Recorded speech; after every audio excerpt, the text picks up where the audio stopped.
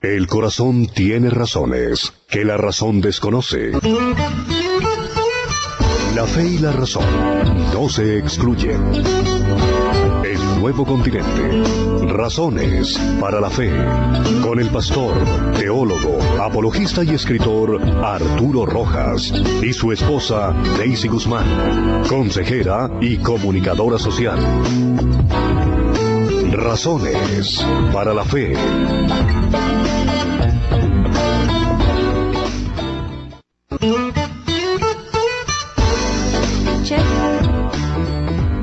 Estamos de nuevo aquí en nuestro programa Razones para la Fe, nuestro último programa de este mes. Ya pues como todo normal, ¿no? Pasa rápido el tiempo, acabamos de iniciar el año y ya estamos en el último programa de este mes, sí. Del primer mes del año. Sí, ya se normalizó todo. Ya volvimos a los trancones de Bogotá acostumbrados, pero bueno. Universidades, colegios, vacaciones ya. Y ya tocó retomar el ritmo habitual de trabajo que como que se ralentiza, se vuelve más lento durante la época de vacaciones, pero aquí estamos, aquí no hemos fallado. Sí, señor. Hoy vamos a tratar un tema que se denomina demografía, planificación familiar y cristianismo. Les quiero recordar nuestros programas anteriores de este mes, que fue la libertad de expresión y de prensa, el caso Hebdo, el anterior Charlie Hebdo. Sí. Las 5 razones por las cuales no soy ateo, del apologista Juan Valdés, fue una charla que se dio anteriormente. El anterior lunes a los calendarios y la Biblia, fue el pasado mejor que el presente, pues iniciando el mes de enero y pues el año del 2015. La nostalgia de comienzos de año. Sí, exactamente. Entonces, hoy nos vamos con demografía, planificación familiar y cristianismo. Recuerden que quienes quieran escucharlos ya están colgados en YouTube y en el grupo Razones para la Fe.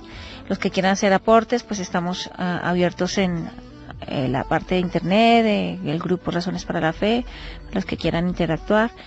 Últimamente ha estado movido, nos emociona que la gente escriba y se haga sentir de que están con nosotros, y pues los que quieren hacer llamadas también lo pueden hacer a través de los teléfonos de la emisora. Mucha gente linda nos está escuchando. Nos está escuchando Edgar y Miriam Fanny Quijano. Está Ana María Hernández, dice interesante tema, aquí atentos. Diana Patricia Villa, reportando sintonía desde Bucaramanga. Descubrimos una oyente muy querida de Ottawa, Canadá, Pili. Y está Oscar Archila con Nancy, como siempre. Y bueno, muchos seguidores nuestros, Dios los bendiga, Nayib Bellaver, Gloria Huesa, William Solórzano, Liliana Lesmes, Roger Tavares, Marisela Murcia, qué bueno es que nos estés escuchando, Marcela Melo, Cristina, bueno, ya hablamos de Cristina, la Pilli, Carlos Sarmiento, Edgar González. Entonces, los que están aquí comenzando, ¿no? Sí. Se van incorporando en el curso del programa a otras personas. Miguel García Ramírez y Norma Galvis en el anterior programa nos preguntaron que dónde lo podían conseguir porque se lo perdieron, parece ser. Pues ya les informaste, pero a ellos en particular les digo, está el anterior programa del lunes pasado, ya está colgado en Razones para la Fe, y para ellos específicamente les digo, pueden bajarlo, pueden escucharlo, o bajarlo no, sino escucharlo allí en el enlace o en YouTube. Bueno, entremos en nuestro tema de hoy. Sí, demografía, planificación familiar y cristianismo. ¿Qué es la demografía? Es lo primero que hay que aclarar. Definitivamente. La demografía, dicho de manera sencilla, es el estudio estadístico sobre un grupo de población humana que se encarga de analizar el volumen, el crecimiento y las características en un momento, en una época de la historia o en algún ciclo particular de su desarrollo de esta población que se está estudiando. Eso es la demografía. Bueno, ¿qué interés tiene para un cristiano la demografía? Bueno, un cristiano tiene que estar interesado en todos los asuntos de la vida humana. los cristianos somos los verdaderos humanistas en el mejor sentido de la expresión, porque nos debe interesar todos los temas humanos, porque la Biblia y Dios nos invita a llevar el Evangelio a todos los aspectos y los ámbitos de la vida humana. Pero bueno, vamos a dar una respuesta más concreta. Realmente los cristianos deberíamos estar muy interesados en la demografía, porque la demografía es uno de los intereses prioritarios del Señor en la Biblia, según lo podemos ver ya en el primer capítulo del Génesis, cuando Dios crea al ser humano a su imagen y semejanza. Dice el versículo 28 del capítulo 1, que los bendijo con estas palabras: sean fructíferos y multiplíquense, llenen la tierra y sométanla. Allí tenemos demografía. Sean fructíferos y multiplíquense. La demografía se ocupa de la tasa de natalidad, del número, de la cantidad de personas, la cantidad de ancianos, la cantidad de jóvenes, de adultos, de niños, y las características de cada uno de estos grupos. Así que aquí ya estamos teniendo la raíz de los estudios demográficos y de la demografía como tal. Estos son unos verbos que están en presente continuo, ¿no? Sí. O sea que siempre van a ser actuales y vamos a estar siempre en tiempo presente hablando de multiplicarnos. Esto forma parte de lo que se conoce en la teología reformada como el mandato cultural. El mandato cultural, ya lo hemos mencionado aquí en muchas oportunidades, pero no sobra recordarlo ahora. Es el que encontramos en el capítulo 2, versículo 15 de Génesis, que dice: Dios el Señor tomó al hombre y lo puso en el jardín del Edén para que lo cultivara y lo cuidara. La humanidad y los cristianos en particular tenemos el deber de cultivar y cuidar lo que Dios nos ha dado. Pero para eso el mandato cultural también, dentro de la tradición reformada, se complementa muy bien con este versículo que acabo de leer. Para poder hacer cultura, que la cultura es, como lo hemos dicho en otras oportunidades, cultivar y cuidar los recursos que Dios nos ha dado, debemos primero ser fructíferos y multiplicarnos, llenar la tierra y someterla en el mejor sentido de la expresión. Observa que en la Biblia, después de que viene el primer juicio universal, que el Señor prometió que no se iba a repetir, por lo menos de la misma manera, que es el diluvio. Después de que Noé y su familia salen del arca y logran pisar tierra firme de nuevo y ofrecen sacrificios al Señor, se reitera para Noé, se reiteran los términos de la bendición de Dios y de la instrucción de Dios a la humanidad de fructificar y multiplicarse. El Señor le repite a Noé que ahora él debe cumplir con lo que deberían haber cumplido Adán y sus descendientes, pero que en vista de su pecado el Señor tuvo que ejecutar juicio sobre ellos, y Noé debe retomar lo que se dejó de lado y comenzar también a fructificar y a multiplicarse. Bueno. Entonces, creo que la demografía es de un gran interés para todos los cristianos. Sí. Además, para no dejar las cosas solamente en el Antiguo Testamento, siempre me ha llamado la atención un pasaje que puede pasar desapercibido para los cristianos, que se encuentra en ese magistral sermón que el apóstol Pablo dio en Atenas a los filósofos y los atenienses cultos. Dentro de las cosas que él les dijo a los atenienses está esta revelación sobre lo que Dios hace.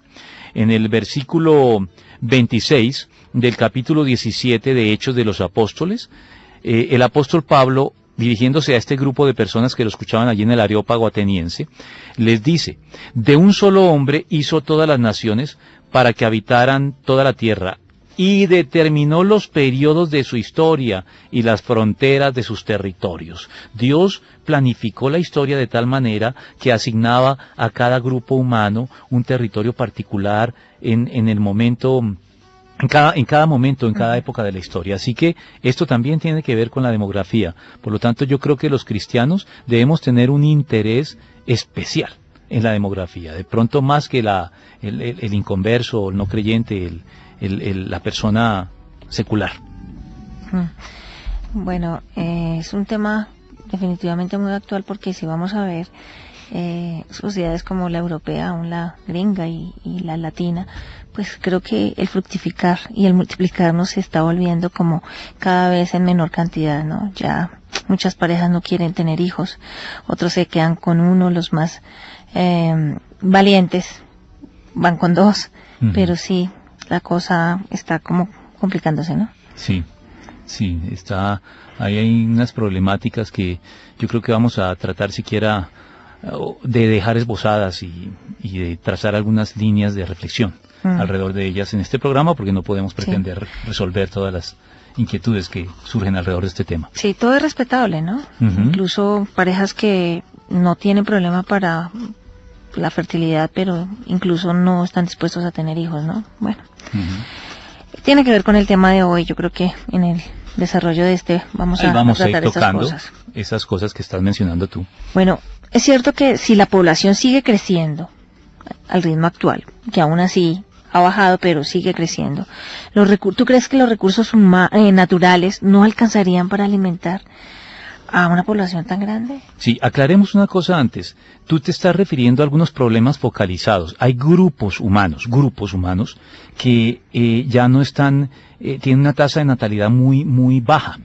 Entonces, a ese tipo de grupos es a los que te referías tú, pero hay otros grupos en otros lugares, Asia, África, los países musulmanes y los mismos latinoamericanos. Realmente el problema que tú estás mencionando es más del primer mundo. Nosotros estamos cayendo un poquito en eso, pero todavía los latinoamericanos tienen una tasa de natalidad satisfactoria. Los árabes, los africanos, los asiáticos también compensan de sobra. O sea, la población global va a crecer, siempre va creciendo, aunque la de algunos grupos particulares decrezca. Entonces, eso hace que las proyecciones de población del mundo siempre sean crecientes. Hoy tenemos más de 7.000 millones de habitantes en el mundo. Eso es un número enorme. Entonces, hay algunos, y eso procede de un clérigo anglicano incluso, que algunos creen que ese economista no era un economista, era un clérigo de la Iglesia Anglicana de Inglaterra y era un erudito. Y sus teorías influyeron mucho en la economía y en los estudios sociales. Se llama Thomas Malthus. Thomas Malthus fue el que tal vez le dio material a esta creencia de que si la población sigue creciendo al ritmo actual, no van a alcanzar los recursos naturales para alimentar a una población tan grande. Porque Malthus dijo, en un momento dado, él dijo que la población crece a un ritmo matemático, a un ritmo aritmético.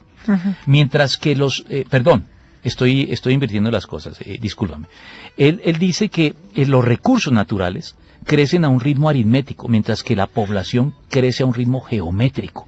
O sea, el crecimiento de la población es mucho más grande que el crecimiento de los recursos naturales para sostenerla. ¿Y entonces?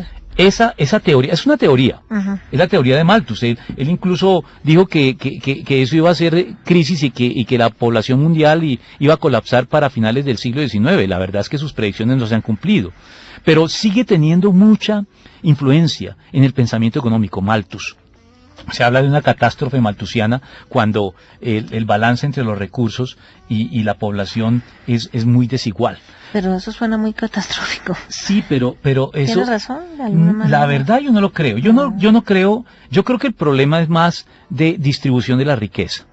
Aquí entramos en un tema álgido y es la distribución de la riqueza. Yo tengo la convicción de que Dios, que crea este mundo y nos ordena fructificar y multiplicarnos, Él proveyó en la naturaleza los suficientes recursos que, si se administran bien, si no se acaparan por parte de los poderosos de este mundo, los ricos, que la desigualdad en el mundo es algo de verdad indignante. Si no existiera eso, si se resolviera ese problema de la desigualdad de la distribución de los ingresos, yo no creo, sinceramente, que la teoría malthusiana tenga ningún piso. Me parece que es un temor infundado lo que tú me acabas de preguntar. Basado en la Biblia, yo creo que esta tierra bien administrada, bien cultivada y cuidada y bien distribuida las riquezas, da para la población que tenemos actual y para mucho más todavía.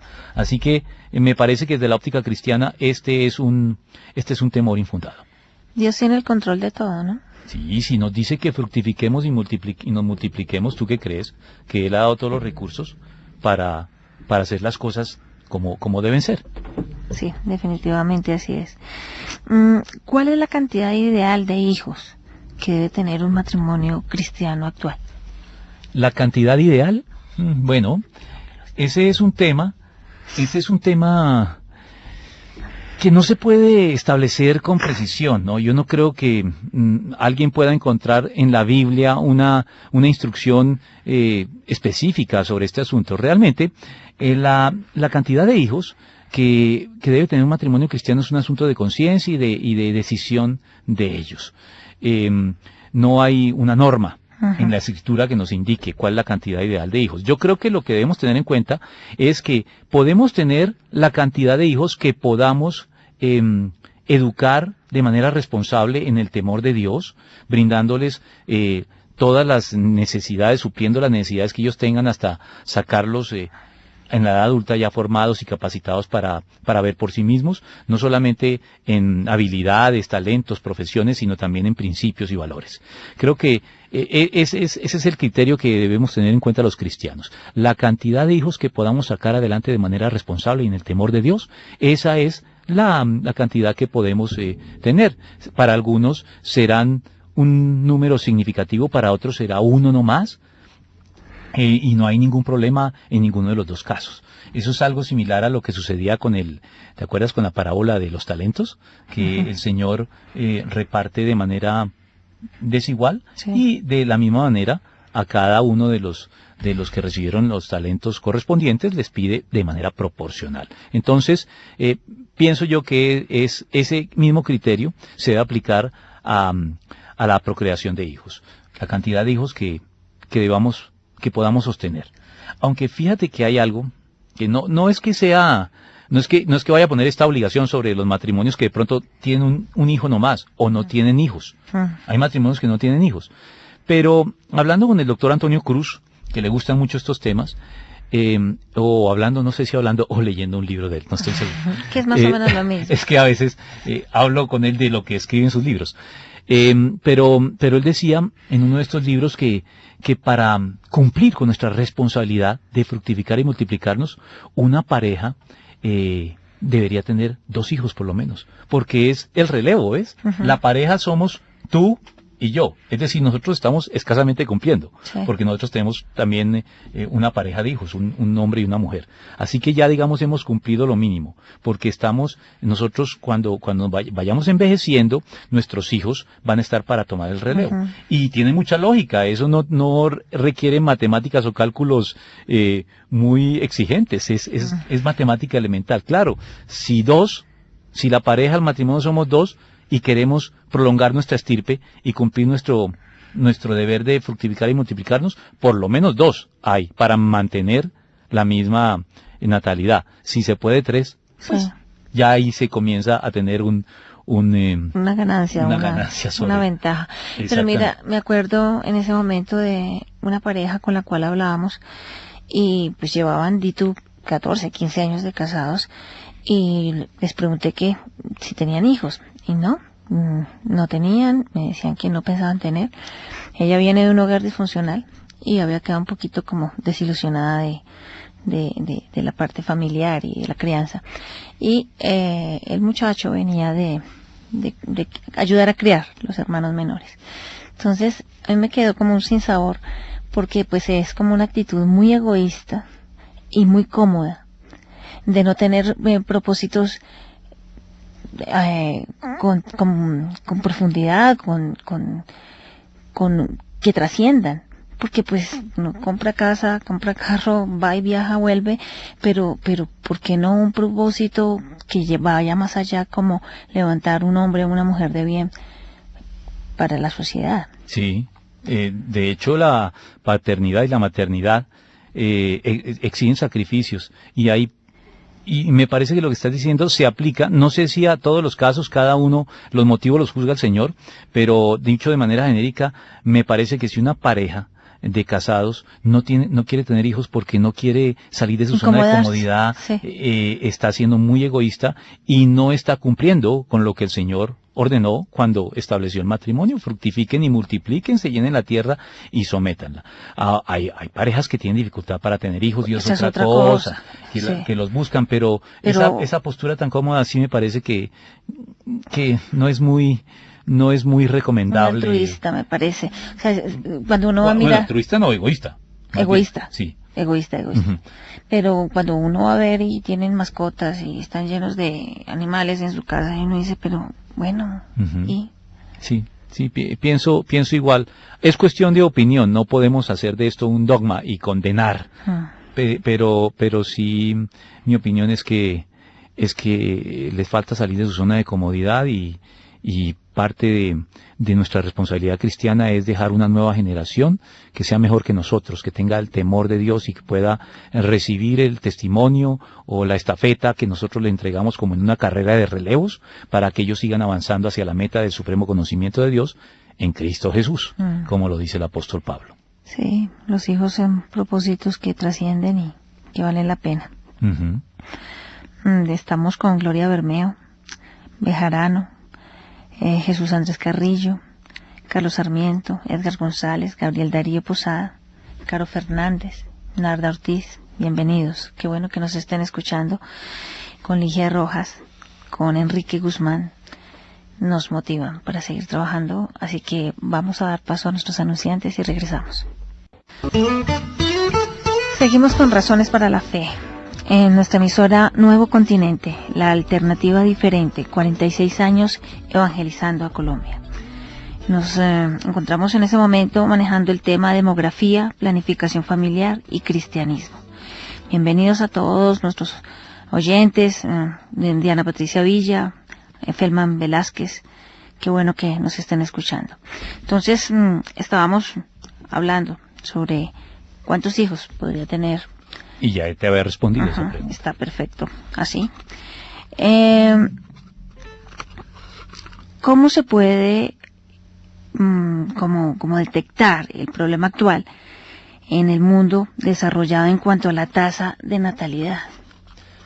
Lo tocamos hace un momento tangencialmente, ahora vamos a precisarlo mejor. El problema actual es, como tú lo acabas de decir, en el mundo desarrollado, es decir, lo que llamamos el primer mundo.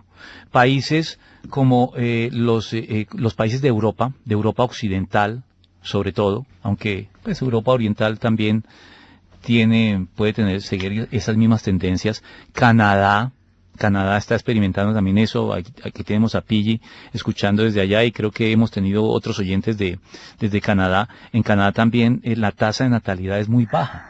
No alcanza ni siquiera a 2, es 1 punto algo por pareja. Y eso está trayendo un problema a estas culturas. Uh-huh. Y es que no hay, como lo decía hace un momento, quien haga el relevo. O sea, esas culturas van a ir muriendo poco a poco. Se van a ir llenando de ancianos y no van a tener una población joven que pueda tomar los valores de esa cultura y continuar desarrollándolos. Uh-huh. Y si tenemos en cuenta que mal que bien, aunque Europa, Canadá, bueno, Estados Unidos también en alguna medida, aunque no tanto, pero estos países que acabo de mencionar, si tenemos en cuenta que son de tradición cristiana, ya no son cristianos, pero siguen defendiendo por pura inercia, digámoslo, siguen defendiendo los valores cristianos, porque la ética de estos países todavía tiene un fundamento cristiano muy fuerte. Entonces, en la medida en que se vayan perdiendo estas siguientes generaciones porque no hay quien las sustituya, entonces estos valores, buenos o malos, no estamos aquí para ejercer una crítica sobre ellos, se pierden. Y son sustituidos. ¿Sustituidos por quiénes? Por los inmigrantes. Porque resulta que estos países, las poblaciones de estos países no es que hayan disminuido, como te decía hace un momento, se han incrementado, pero no por parte de los nativos de esos países, sino por parte de los inmigrantes. Por ejemplo, los árabes y los musulmanes, más exactamente, se multiplican ellos tienen una tasa de natalidad altísima, puede ser fácilmente 4 o 5 hijos por familia musulmana.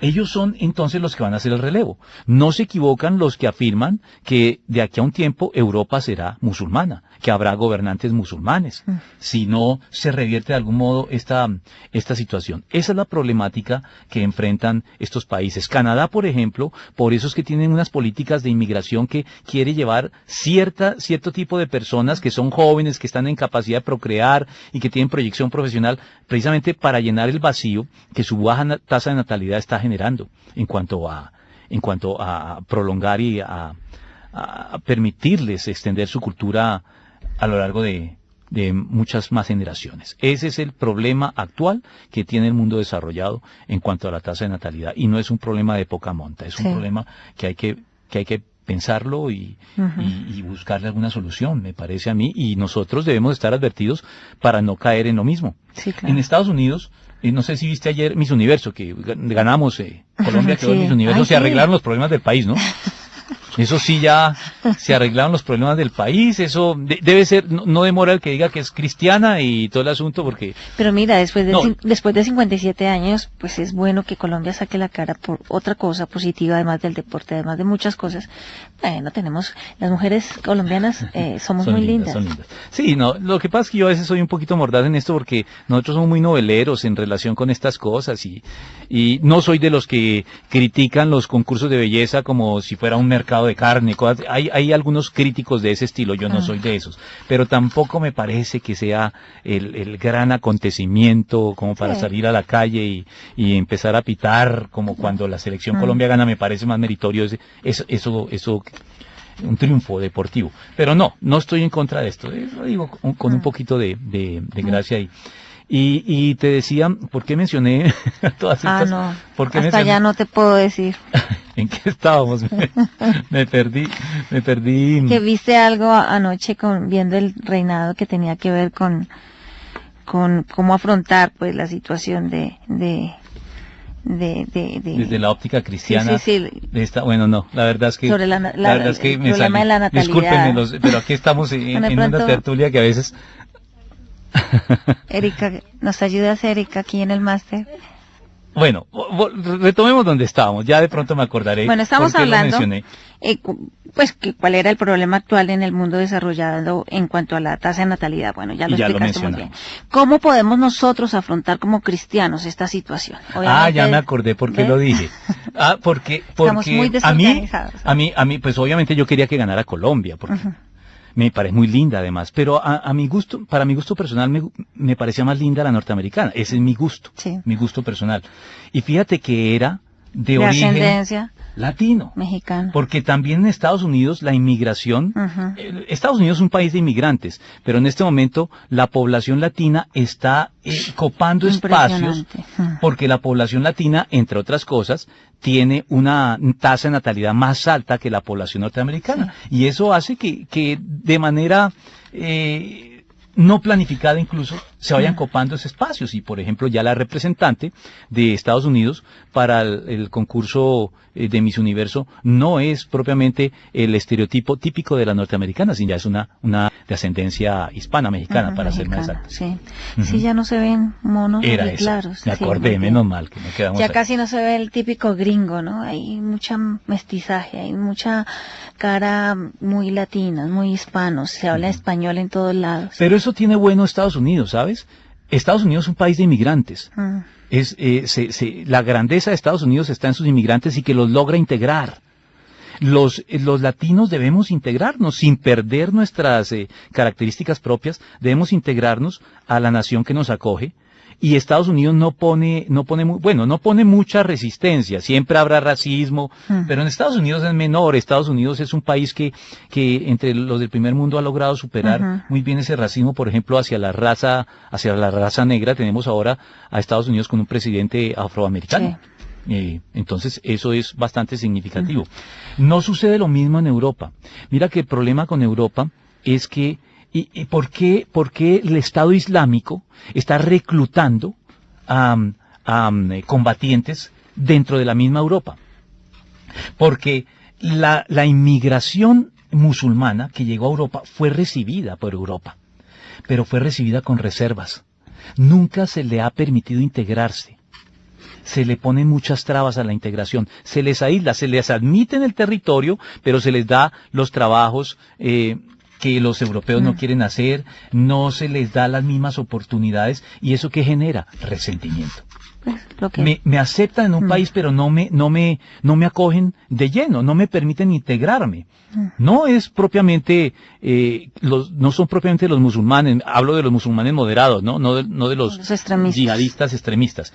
No son propiamente ellos los que no se han integrado. Muchos de ellos quisieran integrarse más a la sociedad europea, pero los europeos nativos que todavía ostentan las posiciones de gobierno y de poder, no se los han permitido. Generan un resentimiento. Cuando vienen grupos como el Estado Islámico se me fue ahorita el nombre, el grupo de las Torres Gemelas. Los talibanes, se me fue, ¿cómo se llaman? No, los talibanes. No, Erika y yo estamos graves. El de Osama Bin Laden. Se me fue ahorita el nombre. Definitivamente. ¿Sabes qué? Hay 3 síntomas de que uno está envejeciendo. El primero es pérdida de la memoria y el segundo ya no me acuerdo. En fin.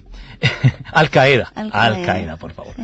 Esos grupos reclutan entre los musulmanes europeos y encuentran terreno abonado porque los europeos no les han dado una acogida como corresponde. Yo no sé si conoces o recuerdas un episodio bíblico en que David tenía un conflicto con su hijo Absalón, y Absalón se fue al destierro, y David en un momento dado lo perdona y le permite regresar, pero nunca le da la cara, es decir, le dice, puedes volver a mi territorio, pero nunca me verás la cara nuevamente, nunca te daré audiencia, y Absalón, su hijo, se resiente, dice, si me manda a venir del exilio, ¿para qué lo hace si es para mantenerme marginado y para discriminarme de esta manera?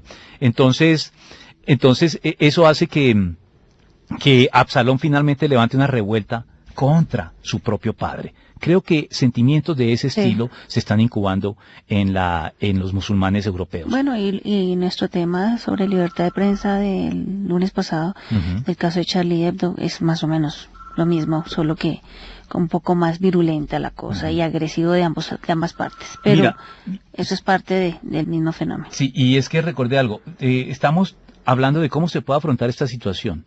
Yo no creo que la solución sea que tengamos que procrear, aumentar de manera necesaria nuestra tasa de natalidad. Es más bien aceptar e incluir mediante el amor cristiano a los inmigrantes en nuestra cultura, transmitirles nuestros valores culturales.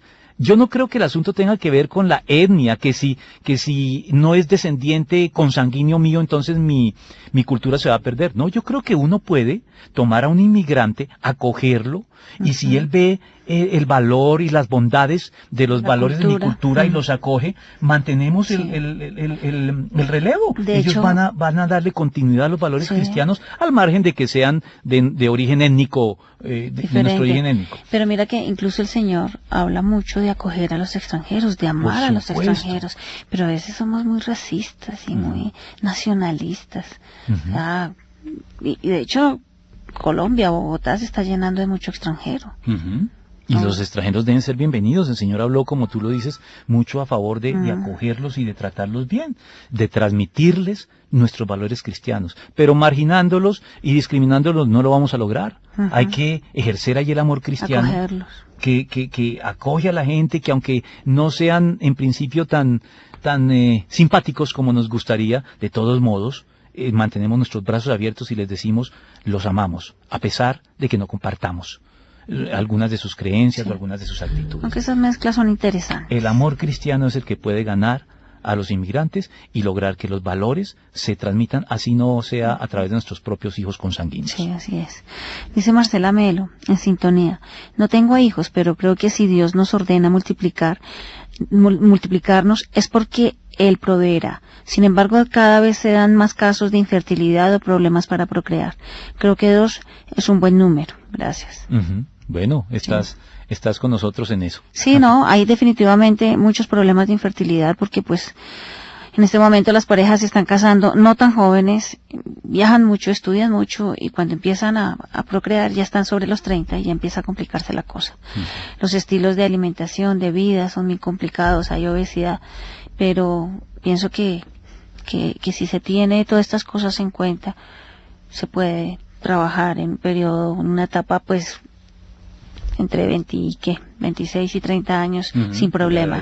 Pero cuando estamos pretendiendo a los 35 empezar a encargar bebés, ahí se complica la cosa. Sí, se puede complicar, aunque la medicina ha avanzado mucho, pero de todos modos se puede complicar. Felman Velázquez dice, existen denominaciones que invitan a sus miembros a procrear, diciéndoles no teman, Dios es fiel. Si es cierto, sí, es cierto, dice, Dios es fiel. Pero creo que también uno debe procrear, como decimos en Casarroca, con la cabeza en el cielo y los pies en la tierra. Tengo 2 hijas y creo que son y se están formando para seguir con la antorcha en el Evangelio. Pues eso era lo que decíamos hace un momento en cuanto a que el número mínimo en el que o con el que ya estamos cumpliendo es 2. Sí. Así que de 2 para arriba, bienvenidos siempre y cuando estemos dispuestos y en capacidad de criarlos responsablemente en el temor del Señor y satisfaciendo sus necesidades, porque creo que hay una pregunta sobre la planificación que creo que tú me ibas a formular. Sí, pero quiero darle paso a nuestros oyentes. Manuel Rodríguez nos está aquí soplando que se llama Al Qaeda. Ah, bueno, pero gracias Manuel. Lo leímos tarde, perdón, pero bueno, ahí apuntamos, atinamos. Y Diana Patricia Villa dice, si el procrear es un mandato del Señor, ¿qué pasa con las personas estériles? Pues si las personas estériles no son responsables de no procrear, eso ya no se les va a inculpar por eso, ¿no? Listo. Así que creo que... Bueno, un punto importante, que sé que más de una persona está muy atenta, y es, ¿pueden planificar la cantidad de hijos los cristianos? Yo no creo que además puedan planificar. El Papa hace poco se pronunció al respecto, ¿no? Sí, él está haciendo algunos pronunciamientos al respecto, pero bueno, hablemos desde nuestra óptica protestante. Yo no creo que puedan planificar, yo creo que deben planificar. Las parejas cristianas deben planificar la cantidad de hijos. Eso no es algo opcional, es un deber, porque si no planifican, entonces ¿cómo hacen para proyectar el número de hijos que pueden criar responsablemente en el temor de Dios? Tiene que ser planificando. Porque si vas a tener 2 hijos nomás, que son los que puedes en un caso dado, los que deseas tener, y no planificas, es muy probable que puedas mantener ese número. Sí. Así que yo creo que, y no lo creo yo, la Biblia de algún modo está indicando que parte de la responsabilidad cristiana consiste en planificar la cantidad de hijos. Uno de los propósitos del matrimonio es la procreación, pero otro también es el deleite mutuo de la pareja en la intimidad sexual, sin necesidad de que haya propósitos procreativos cada vez que la pareja se une. Sí. Y por eso ahí hay que planificar. Sí, definitivamente. Miriam Quijano dice, madre soltera inseminada artificialmente con espermatozoides obtenidos de un banco de espermas. ¿Qué dice la Biblia al respecto? ¿Cuál debe ser nuestra posición como cristianos? Miriam, mira, yo sabía que iban a empezar a plantear este tipo de preguntas. Pero estas preguntas las vamos a dejar para el siguiente programa, porque en el siguiente programa vamos a tratar los problemas de la bioética. Vamos a hablar de esa nueva ciencia que es la bioética, que son los nuevos dilemas éticos que el avance de la ciencia en el campo de la biología, que es el que está mencionando Miriam, nos generan a los cristianos. ¿Cuál debe ser nuestra postura ante esas nuevas situaciones que no existían hace algunas décadas? Sí. Entonces, eso lo vamos a tratar en el próximo programa. Ya anticipo entonces cuál va a ser el tema, y son los problemas de la bioética. Entonces, acabemos con lo básico, y es, ¿todos los métodos de planificación son legítimos y aprobados por Dios? Para dejar visto estos temas y dedicarnos al próximo a la bioética. Bueno, la Biblia no habla de métodos de planificación, pero la Biblia sí dice algo. El aborto es un asesinato, es un pecado. Entonces, de ahí podemos deducir lo siguiente: todo método de planificación es legítimo siempre y cuando no sea abortivo. Hay abortivos. porque hay métodos abortivos. Los primeros dispositivos intrauterinos, lo que provocaban era microabortos, no impedían la fecundación del óvulo, sino que lo que hacían era generar un ambiente hostil para el óvulo ya fecundado. Entonces, sin saberlo, muchas mamás o muchas esposas estaban experimentando microabortos. Entonces, hay que documentarse, hay que preguntarle al profesional, al ginecólogo, cómo es que planifica el método que escogemos. Y si no es abortivo, ya pueden escoger en conciencia las parejas el que más consideren adecuado para ellos, y nadie les puede censurar ni condenar nada de esto. La pastilla de un día. Bueno, esa sí es un método descaradamente abortivo. La píldora del día después. La planificación del cristianismo debe hacerse antes de la concepción, no después de ella. Después ya es un pecado, porque es un aborto. Entonces, esa es la única consideración que creo que debemos tener. La Biblia no habla de métodos de planificación particular. Así, nuestros hermanos católicos hayan afirmado durante mucho tiempo que el único método aprobado por Dios es el método natural o del ritmo. Eso no se encuentra en ninguna parte. Por eso están llenos de hijos. No necesariamente, sí, porque los católicos a veces no siguen estos. Pero hay familias que los católicos comprometidos sí, y yo escucho a algunos católicos que dicen no, hay que dar curso a la naturaleza, pero eso no es bíblico. Me da pena decirlo, pero eso no es bíblico. Ahí en la Biblia no se establece que el método natural o del ritmo sea el único. Además, ¿sabes cómo llaman a los que planifican con el método natural o del ritmo? Sí. ¿Cómo los llaman? Padres. Exactamente. Falla con mucha frecuencia. Los llaman padres porque suele fallar con mucha frecuencia. Sí. ¿Qué dice el Evangelio sobre la adopción y los métodos actuales de fecundación? Bueno, la adopción. Ese es un tema que podría dar de pronto para un programa, pero vamos a resumirlo hoy acá. El acto de la adopción es un recurso de vieja data. Era conocido y utilizado comúnmente tanto por los griegos como por los romanos. Pero en Israel no fue tan común. ¿Por qué en Israel no era común la adopción? Porque había diversas alternativas que se podían seguir ante el problema de la carencia de hijos. Por ejemplo, en Israel vemos como Ana y otros personajes como ella, que no podían, que eran estériles, apelaron a Dios en oración ante su esterilidad y demostraron en sus casos particulares un principio del Nuevo Testamento que dice: la oración eficaz del justo puede mucho. Vieron cómo el Señor las escuchaba y les concedía hijos a pesar de la esterilidad. En los patriarcas de Israel encontramos muchos casos de estos. Entonces, en Israel siempre estaba en primera instancia la apelación a Dios en oración ante la esterilidad, que se consideraba una desgracia para las mujeres en la antigüedad. Había costumbres, además de la época, que permitían, por ejemplo, a las esposas ofrecer una de sus siervas a su marido en calidad de concubina, y conservaban para ellas los derechos sobre los hijos, es decir, los hijos eran legalmente hijos de la esposa y no de la concubina. Sí. Ese fue el caso de Sara, con Abraham. Y existía también algo que se conoce como la ley del levirato. La ley del levirato era una ley que ordenaba que el cuñado de una viuda sin hijos debería casarse con la viuda y otorgarle descendencia. Y esa descendencia era atribuida legalmente al difunto y no a quien la engendraba desde el punto de vista biológico. Pero hay casos de adopción. Está el caso de Moisés. Moisés fue adoptado por la hija del faraón. Está el caso de Esther, que fue adoptada por su primo Mardoqueo. Estos personajes ambos desempeñaron un papel determinante en el plan de Dios. Y creo que eso nos indica que la presencia de un acto de adopción en la Biblia permite presumir que el adoptado está cumpliendo un propósito crucial en la providencia divina. Estos casos anticipan la doctrina de la adopción. Nosotros somos adoptados. Así que la adopción es una doctrina fundamental del cristianismo, y creo que se nos acabó el tiempo.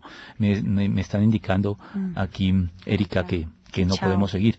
Pero bueno, creo que alcanzamos a cubrir la última pregunta, ¿no? Ya saben ustedes cuál es el tema de nuestro próximo lunes, así que yo me despido hoy de ustedes y espero que contemos con toda nuestra audiencia el próximo lunes, igual que hoy, y aún más. Dios los bendiga. Dios los bendiga. El corazón tiene razones que la razón desconoce. La fe y la razón no se excluyen. El Nuevo Continente. Razones para la Fe. Con el pastor, teólogo, apologista y escritor Arturo Rojas y su esposa Daisy Guzmán, consejera y comunicadora social. Razones para la Fe.